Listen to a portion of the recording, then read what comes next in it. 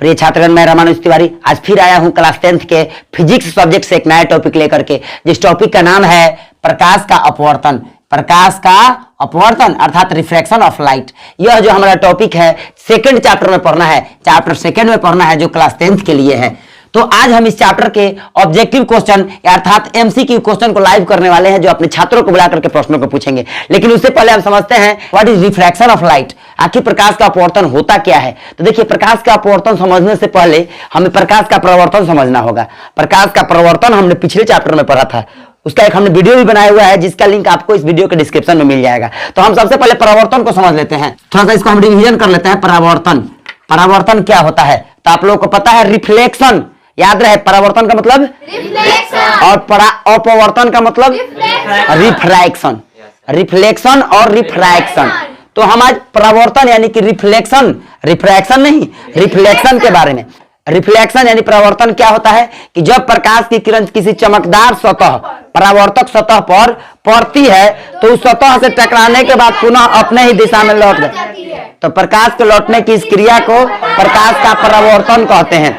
तो प्रकाश का परावर्तन क्या हुआ, थोड़ा सा समझिएगा कि जब प्रकाश की किरण किसी चमकदार सतह या परावर्तक सतह पर पड़ती है तो उस सतह से टकराने के बाद पुनः अपने ही दिशा में यानी कि उसी दिशा में रिटर्न हो जाती है। प्रकाश के लौटने की इस घटना को प्रकाश का परावर्तन कहते हैं, यानी कि वह घटना प्रकाश का परावर्तन कहलाती है।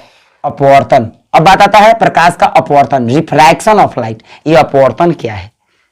परावर्तन तो हम समझ गए ना, परावर्तित होना, लौटना, परावर्तित होना, लेकिन अपवर्तन क्या है कि जब कोई प्रकाश की किरण एक माध्यम से दूसरे माध्यम में जाती है तो वह अपने पथ से थोड़ी सी विचलित हो जाती है, मुड़ जाती है। विचलित होना, भटक जाना, अपने रास्ते से भटक जाना विचलित होना कहलाता है। कि जब कोई प्रकाश की किरण एक माध्यम से दूसरे माध्यम में प्रवेश करती है, एंटर करती है, तो वह अपने मार्ग से, पथ से, रास्ते से थोड़ी विचलित हो जाती है, मुड़ जाती है। तो प्रकाश के मुड़ने की इस घटना को प्रकाश का अपवर्तन कहते हैं। समझ गए? क्या समझे बताइए कि जब प्रकाश एक माध्यम से, अभी एक बात बताइए, माध्यम क्या होता है भाई? अब तो तुरंत एक बात आ गई ना, ये माध्यम क्या होता है? मीडियम। हम जहां खड़े हैं यहां कौन सा माध्यम है? यहाँ कौन सा माध्यम है? वायु है। यहाँ और कुछ नहीं है तो वायु है। तो वायु भी एक माध्यम है, जल माध्यम है, कांच माध्यम है, हीरा माध्यम है, तेल माध्यम है, घी माध्यम है, पानी माध्यम है, दूध माध्यम है। माध्यम दो प्रकार के होते हैं, सघन माध्यम और विरल माध्यम। सघन माध्यम क्या होता है और विरल माध्यम क्या होता है? सघन माध्यम जो घना होता है, जिसकी क्या होती है, जिसकी डेंसिटी यानी कि जिस माध्यम का घनत्व काफी अधिक होता है, घनत्व डेंसिटी, वह क्या कहलाता है? सघन माध्यम। और दूसरा यानी कि माध्यम हमारा दो प्रकार का हो गया, पहला सघन माध्यम और दूसरा का हमारा क्या हो गया बुआ? विरल माध्यम। तो सघन माध्यम का मतलब क्या हुआ? घना, और विरल का मतलब थोड़ा सा अलग अलग, थोड़ा सा कम घना, यानी घना कम। जैसे हम कहे कि पानी और हवा में, हवा क्या हो गया? विरल माध्यम हो गया, हवा क्या हो गया? विरल माध्यम, और पानी जो हो गया सघन माध्यम। कांच और पानी में, पानी हो गया विरल माध्यम और कांच हो गया सघन माध्यम। कुछ समझ में आ रहा है ना? कांच और तेल में, कांच हो गया विरल माध्यम और तेल हो गया सघन माध्यम। नहीं समझे? कांच और तेल में कांच क्या होगा? थोड़ा विरल होगा, लेकिन तेल होगा ज्यादा सघन, घना होगा भाई। कांच का घनत्व कम होता है डेंसिटी, और तेल का घनत्व ज्यादा होगा, घी का घनत्व ज्यादा होगा। आपको नहीं समझ में आया घनत्व क्या होता है?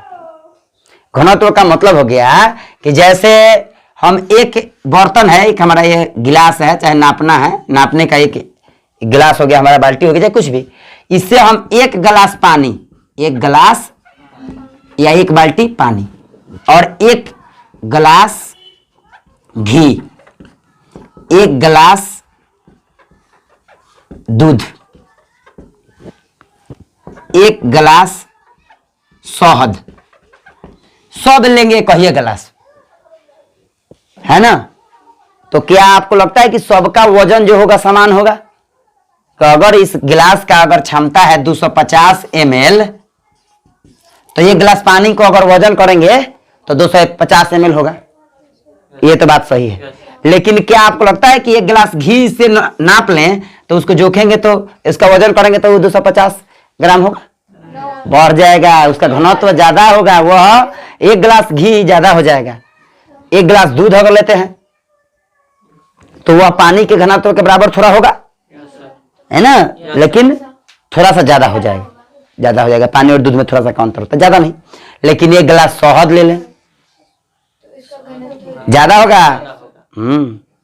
अब 1 गिलास दूध, 1 गिलास पानी, 1 गिलास शहद, 1 गिलास घी, सबका वजन समान नहीं होगा। तो वही जिसका घनत्व ज्यादा है तो 1 गिलास में ज्यादा वजन देगा, समझे?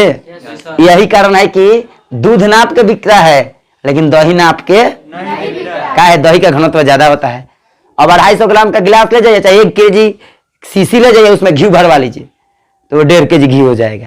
अगर 1 kg के जार में शहद लेते हैं तो वो 2 kg से भी ज्यादा हो जाएगा, यानी कि उसका घनत्व यानी कि डेंसिटी क्या है, बहुत ज्यादा होता है। तो समझ गए होंगे?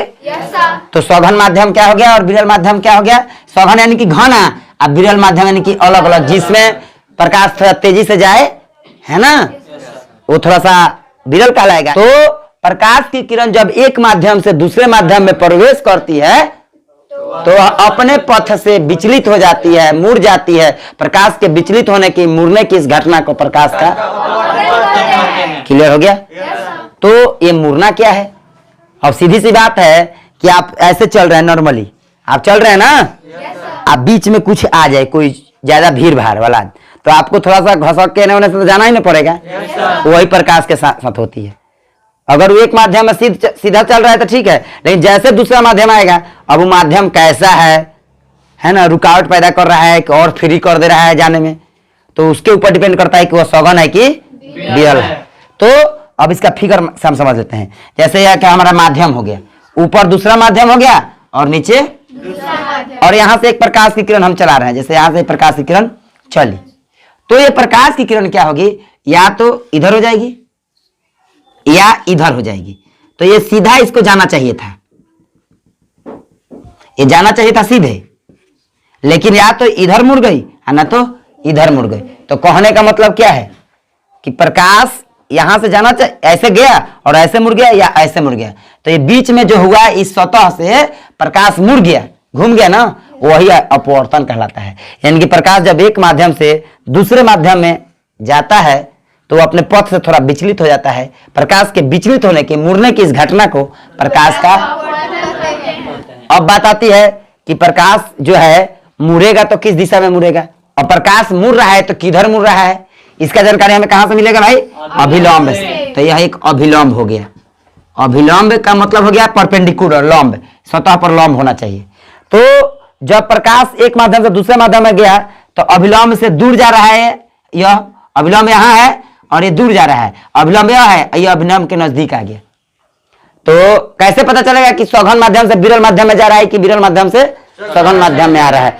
तो आइए अब हम यह समझते हैं कि आखिर जब एक माध्यम हो गया, एक ऊपर और एक नीचे, तो कौन माध्यम सघन है और कौन माध्यम विरल है, इसके बारे में हम समझ लें। तो अगर हम परिभाषा की बात करें तो देखिए, जब प्रकाश विरल माध्यम से सघन माध्यम में जाती है तो अभिलंब की ओर झुक जाती है, और जब सघन माध्यम से विरल माध्यम की ओर जाती है तो अभिलंब से दूर भाग जाती है। इसका मतलब हुआ कि यह माध्यम हो गया एगो ऊपर एगो नीचे, और यह क्या हो गया हमारा?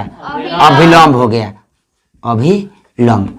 अब यहां से एक प्रकाश की किरण हम गुजारेंगे, ठीक है। अगर प्रकाश की किरण सीधा जाना चाहिए ना, अगर ये इधर आ गई मतलब अभिलंब की ओर झुक गई, है ना, तो समझिए कि नीचे वाला माध्यम सघन है और ऊपर वाला माध्यम विरल है। अगर यही सेम, ऊपर हमारा एक माध्यम है और नीचे एक माध्यम, और ये हमारा अभिलंब है, यहां से प्रकाश की किरण आपतित हुई, अगर ये जाना चाहिए सीधे या इधर चली गई तो ये क्या हुआ? अभिलंब से दूर भाग रहा है भाई, अभिलंब की ओर। यहाँ क्या था, यह अभिलंब सीधा है तो अभिलंब की ओर इधर जाना चाहिए था, उसकी तरफ सट रहा है। यहां से अभिलंब यहां है और प्रकाश किरण दूर भाग रहा है, अपवर्तित किरण क्या हो रहा है? दूर भाग रहा है। तो यह जो हमारा ऊपर हो जाएगा, यह जो हमारा ऊपर हो जाएगा सघन माध्यम और नीचे हो जाएगा विरल माध्यम। कैसे पहचानेंगे? तो जब प्रकाश की किरण अभिलंब की ओर झुकेगी, तो जब झुकेगी जहां जाके वो माध्यम सौघन होगा। और जब प्रकाश की किरण सौघन माध्यम से विरल माध्यम में जाएगी तो प्रकाश की किरण क्या होगी, अभिलंब से दूर भागेगी। जहां, अब एक साधारण तौर पर समझ लेते हैं, इस किरण को आपतित किरण, और जो बाहर जाती है दूसरे माध्यम में वो अपवर्तित किरण कहते हैं।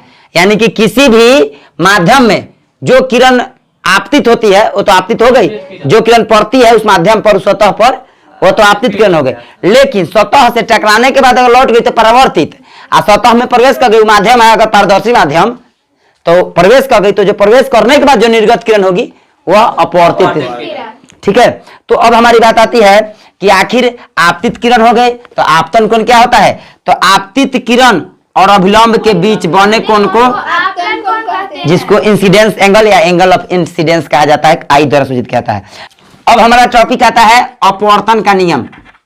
अपवर्तन का नियम, तो प्रकाश के अपवर्तन का नियम क्या होता है, सो फिगर के माध्यम से समझते हैं।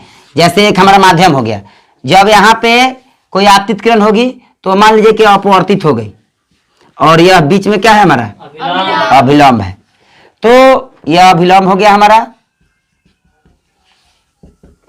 और यह हमारा आपतित किरण हो गई, आपतित किरण आई, यह आपतन कोण हो जाएगा। आपतित किरण अभिलंब के बीच बने कोण का आपतन कोण, यह हो गया हमारा अभिलंब, यह हो गया अपवर्तित किरण, अपवर्तित किरण।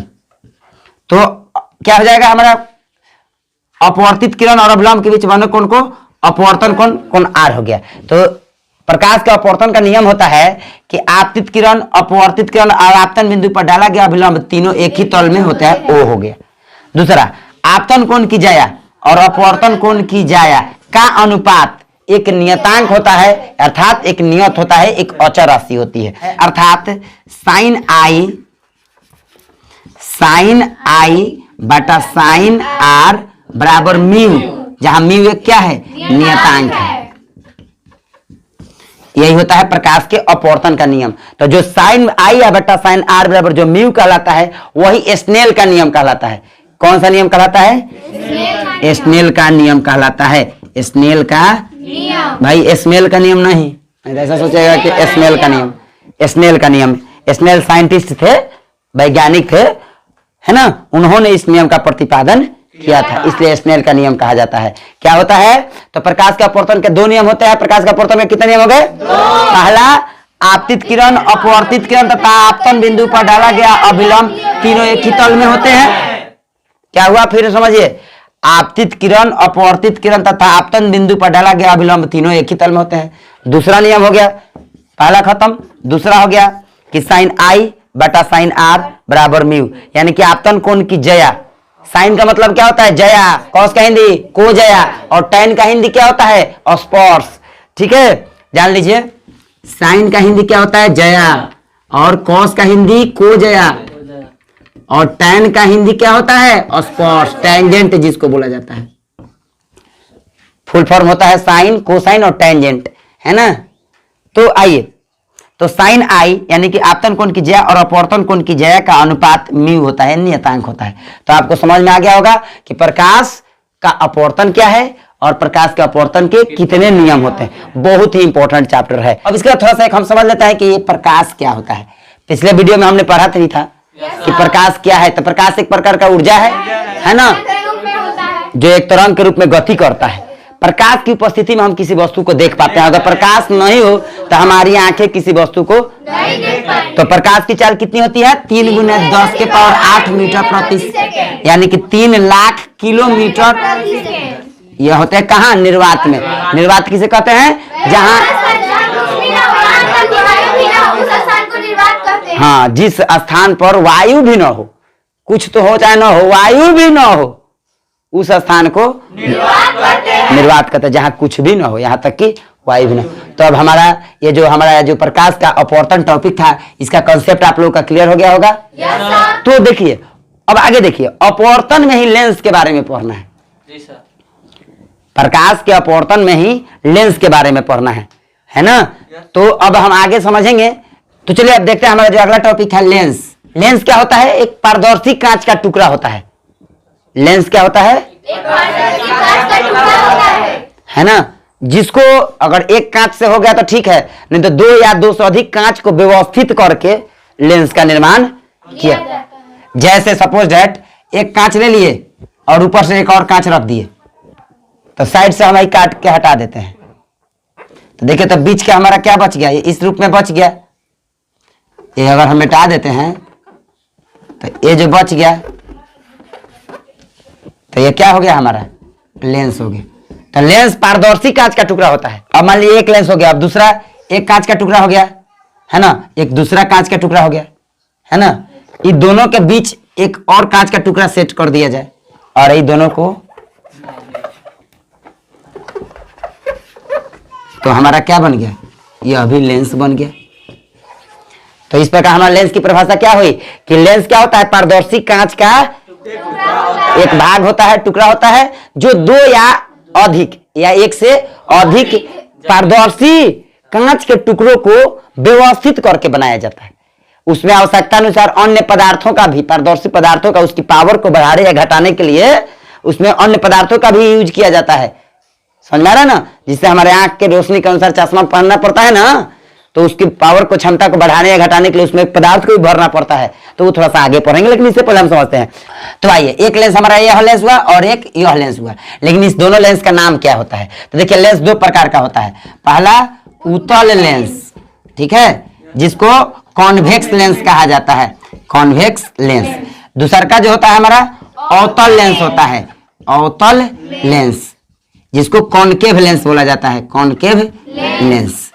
तो देखिए उत्तल लेंस क्या होता है, यह जो हमारा उत्तल लेंस हुआ और यह जो हमारा अवतल लेंस हुआ। परिभाषा समझते हैं कि वह ऐसा लेंस जिसके किनारे का भाग पतला धंसा हुआ तथा बीच का भाग उभरा हुआ होता है, वह उत्तल लेंस कहलाता है, ठीक है। और अवतल लेंस क्या होता है कि वह ऐसा लेंस जिसके बीच का भाग धंसा हुआ तथा किनारे के भाग उभरा हुआ होता है, उसे अवतल लेंस कहते हैं। यानी कि ये हो गया कॉन्वेक्स लेंस और ये हो गया कॉनकेव लेंस। तो ये हमारा क्लियर हो गया होगा कि जिसके बीच का भाग उभरा हुआ, किनारे का भाग धंसा हुआ उत्तल लेंस, बीच का भाग धंसा हुआ और किनारे का भाग उभरा हुआ हो, वह अवतल लेंस होता है। तो लेंस हमारा दो प्रकार के हो गए, उत्तल लेंस और अवतल लेंस। तो इसके बाद बात आती है कि उत्तल लेंस को अभिसारी लेंस कहा जाता है, उत्तल लेंस को अभिसारी लेंस और अवतल लेंस को अपसारी लेंस क्यों कहा जाता है। ये बात प्रश्न आती है कि उत्तल लेंस को अभिसारी लेंस और अवतल लेंस को अपसारी लेंस क्यों कहा जाता है। तो देखिए उत्तल लेंस क्या करता है कि अपने ऊपर आपतित होने वाले किरणों को एक बिंदु पर फोकसित कर देता है, यानी कि आने वाले अनंत से किरणों को एक बिंदु पर फोकसित कर देता है, इसलिए उसको अभिसारी लेंस कहा जाता है। और अवतल लेंस क्या करता है, अपने ऊपर आपतित होने वाले किरणों को दूसरी दिशा में बिखेर देता है, उसको एक बिंदु पर फोकसित नहीं करता, तो इसी कारण से इसको अपसारी लेंस कहा जाता है। तो अब आप लोगों का कॉन्सेप्ट क्लियर हो गया होगा। चलिए इससे आगे हम बाद में पढ़ेंगे। चलिए शुरू करते हैं ऑब्जेक्टिव क्वेश्चन। तो आप लोग तैयार हैं? तो चलिए आइए, कौन आएगा सबसे पहले? आइए गर्ल्स में आप आइए। चलिए क्या नाम है आपका? सोनाली कुमारी। सोनाली कुमारी, थोड़ा सा जोर से बोलिएगा। आप फिजिक्स पढ़ते हैं? Yes sir. तो बता सकते हैं प्रकाश की चाल कितनी होती है? 3 × 10⁸ मीटर प्रति सेकेंड। बहुत अच्छा। प्रकाश के परावर्तन के कितने नियम होते हैं? 2 नियम होते हैं। कौन कौन? आपतन कोण, परावर्तन कोण दोनों बराबर होते हैं। आपतित किरण और परावर्तित किरण तथा आपतन बिंदु पर डाला गया अभिलंब तीनों एक ही तल में होते हैं। बहुत अच्छा। तो चलिए मैं आपसे दूसरे चैप्टर का ऑब्जेक्टिव क्वेश्चन पूछूं? Yes sir. तो चलिए बताइए, जब प्रकाश की एक किरण एक माध्यम से दूसरे माध्यम में जाती है तो अपने पूर्व पथ से विचलित हो जाती है, इसे कहते हैं प्रकाश का परावर्तन, प्रकाश का अपवर्तन, प्रकाश का वर्ण विक्षेपण, इनमें से कोई नहीं। प्रकाश का अपवर्तन। प्रकाश का अपवर्तन कहते हैं। Yes, किसे कहते हैं प्रकाश का अपवर्तन? जब प्रकाश की किरण किसी एक माध्यम से दूसरे माध्यम में जाती है तो प्रकाश थोड़ी मुड़ जाती है। प्रकाश के मुड़ने की इस क्रिया को प्रकाश का अपवर्तन कहते हैं। बहुत अच्छा। तो आप लोग को बताया गया था? तो आप लोग बताए थे ना कि जब प्रकाश एक माध्यम से दूसरे माध्यम में जाती है तो वह पथ से थोड़ी विचलित हो जाती है, मुड़ जाती है। प्रकाश के मुड़ने की इस घटना को प्रकाश का अपवर्तन। दूसरा क्वेश्चन है, बताइए प्रकाश के अपवर्तन के कितने नियम होते हैं? 2 नियम होते हैं। बहुत अच्छा। कौन कौन से नियम होते हैं? आपतित किरण और अपवर्तित किरण तथा आपतन बिंदु पर डाला गया अभिलंब तीनों एक ही तल में होते हैं। किन्हीं 2 माध्यमों और प्रकाश के एक विशेष रंग के लिए आपतन कोण की जाए और अपवर्तन कोण की जाए का अनुपात एक नियतांक होता है। यह किसका नियम कहलाता है? स्नेल का नियम। स्नेल का नियम होता है। बहुत अच्छा। बताइए अगला क्वेश्चन तीसरा, प्रकाश की एक किरण जब विरल माध्यम से सघन माध्यम में आती है तब वह अभिलंब से दूर मुड़ जाती है, सीधी निकल जाती है, अभिलंब की दिशा में जाती है, अभिलंब की ओर मुड़ जाती है। अभिलंब की ओर मुड़ जाती है। बताया गया था ना कि जब विरल से सघन की ओर जाएगा, घना में जैसे जाएगा अभिलंब की ओर मुड़ जाएगी। बहुत अच्छा। अगला बताइए, पानी से भरी बाल्टी की गहराई कम मालूम पड़ने का कारण क्या है? प्रकाश का अपवर्तित होना। प्रकाश का अपवर्तित होना। बहुत अच्छा। जब प्रकाश एक माध्यम से दूसरे माध्यम में जाता है तो अपवर्तन होता है। प्रकाश की चाल में परिवर्तन के कारण, प्रकाश की चाल में परिवर्तन नहीं होने के कारण, प्रकाश के रंग में परिवर्तन होने के कारण, और इनमें से कोई नहीं। प्रकाश की चाल में परिवर्तन होने के कारण। हाँ, अब प्रकाश का अपवर्तन क्यों होता है? क्योंकि प्रकाश के चाल में परिवर्तन हो जाता है। मान लीजिए कि निर्वात में है तो उसकी चाल जो है 3 लाख किलोमीटर प्रति सेकंड है, और पानी में आएगा तो उसका तो भाई हो जाएगा ना भाई। और मैं ही हूँ, एक खुले स्थान पर चल रहा हूँ और एक भीड़ भाड़ वाले जगह पे चलूंगा तो मेरा स्पीड कम नहीं हो जाएगा? Yes sir. गांव में हम मोटरसाइकिल चलाते हैं ना, हाईवे पर चलाते हैं, तो जगह हाईवे पर चलाते हैं और गांव पे चलाएंगे तो क्या होगा? एक्सीडेंट, हॉस्पिटल में मुलाकात होगा ना। तो उसी तरह से जब कोई भी प्रकाश की किरण हो, चाहे कोई भी चीज हो, जब सघन माध्यम में रहेगा तो थोड़ा सा उसका स्पीड कम हो जाएगा। विरल में जाएगा, फांका में जाएगा तो स्पीड हो जाएगा। तो सीधी सी बात है। बहुत अच्छा। तो बताइए अगला प्रश्न, सघन माध्यम से विरल माध्यम में प्रवेश करने पर आपतन कोण तथा अपवर्तन कोण में क्या संबंध होता है? दोनों कोण बराबर होते हैं। आपतन कोण बड़ा होता है, अपवर्तन कोण बड़ा होता है, कोई निश्चित संबंध नहीं होता। अपवर्तन कोण बड़ा होता है। बड़ा हो जाता है। यानी कि इसको फिर से समझ लेते हैं हम। तो ये हमारा एक माध्यम हो गया। अगर ऊपर हमारा सघन है, प्रश्न है कि एक सघन माध्यम से विरल माध्यम है, ऊपर सघन से हमारा प्रकाश की किरण जा रहा है तो एक अभिलंब है, तो सघन से विरल में जाएगा तो अभिलंब से दूर भागेगा ना। Yes sir. तो जब दूर भागेगा तो यह अपवर्तन कोण का मान बढ़ेगा। यहाँ आई छोटा था, अपवर्तन कोण बड़ा हो जाएगा, क्योंकि ऊपर सघन है, नीचे विरल है। तो जब विरल माध्यम में प्रकाश की किरण जाती है तो अभिलंब से दूर भाग जाती है, तो कोण आई का जो मान होगा छोटा हो जाएगा कोण आर से। आर का मान क्या हो जाएगा? कोण आर का जो मान होगा बढ़ जाएगा ना। Yes sir. तो बहुत अच्छा, यानी कि हो जाएगा अपवर्तन कोण बड़ा होता है। बहुत अच्छा। अगला प्रश्न बताइए, जब प्रकाश की किरण हवा से कांच के प्रिज्म की अपवर्तक सतह से होकर प्रवेश करती हुई दूसरे अपवर्तक सतह से होकर बाहर निकलती है तो वह मुड़ जाती है प्रिज्म के शीर्ष की ओर, प्रिज्म के आधार की ओर, या तीसरा ऑप्शन है किरण के मुड़ने का कोई नियम नहीं है, इनमें से कोई नहीं। प्रिज्म के आधार की ओर। प्रिज्म के आधार की ओर। थोड़ा सा इस प्रश्न को मैं फिगर के माध्यम से बताऊंगा, थोड़ा सा आप एक साइड हो जाइए। कि जब प्रकाश की किरण हवा से कांच के प्रिज्म की अपवर्तक सतह से होकर, पहले एक कांच का प्रिज्म बनाते हैं, तो देखिए प्रिज्म हमारा इसी आकार का होता है। तो हवा से प्रिज्म की सतह पर यहाँ आपतित हो गया, प्रिज्म के सतह पर, तो यहां से भी आपतित हो गया, तो यहां भी थोड़ा सा मुड़ेगा, है ना। तो मुड़ेगा तो थोड़ा सा हल्का विचलित होगा, सीधे जाना चाहिए था, ऐसे जाना चाहिए, लेकिन ये थोड़ा सा विचलित हो गया। अब अब यहां से जब निकलेगा इस सतह से, इसका दो बड़ा अपवर्तन होता है, पहला सतह से, फिर अंदर जाने के बाद दूसरा सतह से बाहर निकलेगा तो थोड़ा सा नीचे झुक जाता है, समझ आए ना। तो कहाँ ये सतह किसे कहते हैं? आधार, नीचे हो गया ना। तो प्रश्न बढ़िया समझिए कि जब प्रकाश की किरण हवा से, यह क्या है? हवा है, यह हो गया प्रिज्म, फिर बाहर निकल गया हवा में। तो जब प्रकाश की किरण हवा से कांच के प्रिज्म की अपवर्तक सतह से होकर प्रवेश करती हुई, है ना, दूसरे अपवर्तक सतह से बाहर निकलती है, दूसरे से बाहर निकल गई, तो अब वह मुड़ जाती है। कहां मुड़ी है? तो बताइए। ऑप्शन है प्रिज्म के शीर्ष की ओर, ऊपर मुड़ल है नहीं, प्रिज्म के आधार की ओर, तो प्रिज्म के आधार की ओर। ऑप्शन है तीसरा, प्रिज्म के मुड़ने का कोई नियम नहीं, नियम तो है यहाँ, फिर है इनमें से कोई नहीं, प्रिज्म के आधार की ओर मुड़ रहा है। आधार यही ना है। नीचे वाले को क्या बोला जाता है? बेस। ठीक है, बहुत अच्छा। तो अगला प्रश्न बताइए, किसी बिंदु वस्तु से निकलकर किरणें किसी लेंस से अपवर्तित होकर जिस बिंदु पर मिलती है उसे क्या कहते हैं? प्रतिबिंब बिंदु। तो बहुत अच्छा सवाल निकल, जाकर क्या बढ़ जाए। प्रिय साथियों, आज के वीडियो में हम इतना ही पढ़ते हैं, इससे आगे के प्रश्न हम अगले वीडियो में पढ़ेंगे। तो आपको यह वीडियो कैसा लगा आप कमेंट करके जरूर बताइएगा। और हाँ, एक खास बात और, इसी वीडियो के डिस्क्रिप्शन में आपको पहले वीडियो का लिंक जो मिल जाएगा, जिसका नाम है प्रकाश का परावर्तन। यह अपवर्तन, इस चैप्टर का नाम है प्रकाश का अपवर्तन, और प्रकाश के परावर्तन चैप्टर का जो लिंक है इस वीडियो के डिस्क्रिप्शन में मिल जाएगा। तो आपको यह वीडियो कैसा लगा आप कमेंट करके जरूर बताइएगा। और अगर आप हमारे इस चैनल पर नए होंगे तो हमारे इस चैनल एकलव्य गुरु को सब्सक्राइब करके बेल आइकन को दबाना नहीं भूलिएगा। धन्यवाद।